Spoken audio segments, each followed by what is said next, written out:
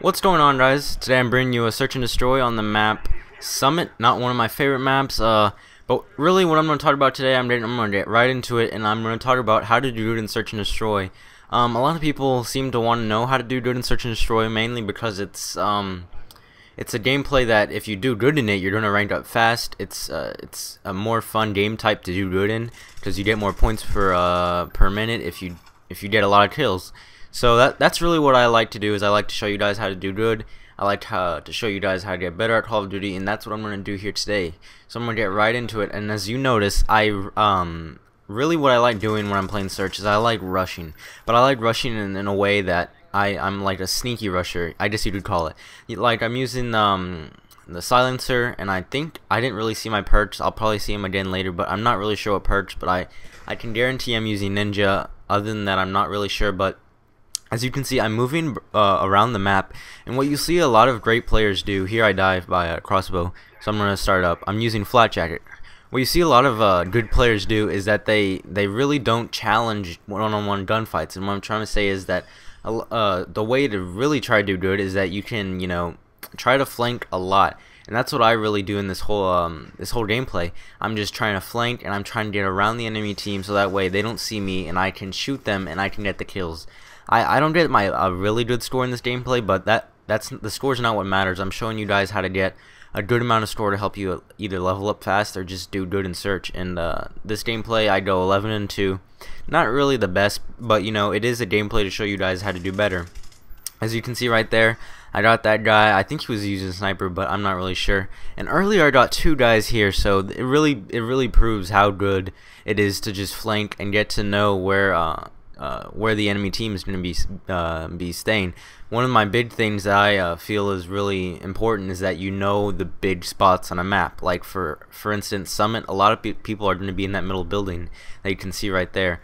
For some reason, people really like to go there because it's a building, and then people feel more secure in a building as they would running out in the open. And as you can see right here, I'm just running around basically. I see that guy, he's planting the bomb. He didn't even notice I was there, and that's the best part. I love killing people that don't even know that you're there, because it's real fun and it's real enjoyable. And one thing that I was going to talk about, when you're playing Search, just because it's Search and Destroy doesn't mean you have to stay back and camp. A lot of times people think that if they go, I've said this before, let's say you go 4-0, excuse me, in a Search and Destroy, but as in this gameplay I went 11-2. You might think that you did better because you went flawless, you got one kill every round or something like that. But in reality, I did better because, or whoever got the most kills did better because he got more kills, which equals a higher score per minute, which equals more faster ranking and all that. So I mean, don't be afraid of dying, but don't be dumb and be cautious. One thing that I do when I'm playing Search and Destroy is that I'm extremely aggressive, but excuse me, I have a cold sore on my lip and it hurts kind of. But one thing I do when I'm playing Search is that I'm extremely aggressive. Well, most of the time. I'm not going to say all the time, because I might be, like, sometimes I might be hiding behind a car just to make sure that, like, see right there, I was a little too aggressive. I probably could have waited a little for him to come down the stairs and make it my battle, but instead I made it his battle, which equaled a loss on the gunfight. So as you can see, I'm running around, I'm trying to flank them, and sometimes I do run in the middle, I understand that, but that's basically because you have to realize the skill level of the other team. If your other team is not so great, then you can run up in the middle and try to get as many kills as possible. But let's say you're playing a team that's real good, then that's when you want to do more of the flanking, because what good teams tend to do is they tend to, if they know they're good, they're going to be rushing. I mean, it's not a big mystery why, because I've seen a lot of people, good people, that are always rushing. And I'm not saying that I'm good because I'm rushing. I'm saying that what I see in other player habits is that people that usually tend to, all those people that you see that are like 14 prestige, their KD is like above 3. Either they're camping real bad or they're just good players. You have to understand that sometimes people are real good, and they're going to tend to be rushing. So what you need to do in that fact is you need to make sure that you know how to flank the enemy team, and if you can't do that, just try to get as many kills as possible but sometimes it is hard. I understand that sometimes search and destroy can be a hard game type.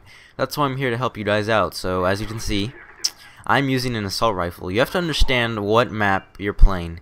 Oh, that was my phone, sorry. You have to understand what map you're playing. In other words, if you're playing Summit, you're not going to do as good as you would with MP5 as you would with, I don't know, a Galil. You have to understand the map you're playing on. You have to understand, okay, so I'm playing on Summit, so let me use an assault rifle. But if you're like me and you don't like using the gun appropriate for every map all the time, then you can mix it up. But if you want to do good in search and destroy, use the gun appropriate for the map. And a lot of times what you see people do is that even though, let's say, they're playing on Nuketown, I feel that assault rifles are more versatile than any other gun in the game. And I think that's true for most FPSs, unlike Modern Warfare 2, which was a different story because you could use the UMP for about everything. And that's the end of the game, guys. If you want to see more search and destroy tips and search and destroy gameplays, please let me know. I have exciting things coming up, and if you guys enjoyed the video, please tell me, and I will really appreciate the feedback. Thanks, guys. Bye.